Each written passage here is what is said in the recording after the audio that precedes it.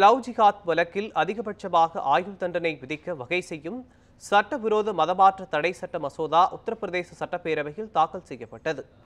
உத்தரப்பிரதேசத்தில் சட்டவிரோத மதமாற்ற தடை சட்டம் கடந்த 2021ஆம் ஆண்டு அமலுக்கு வந்தது.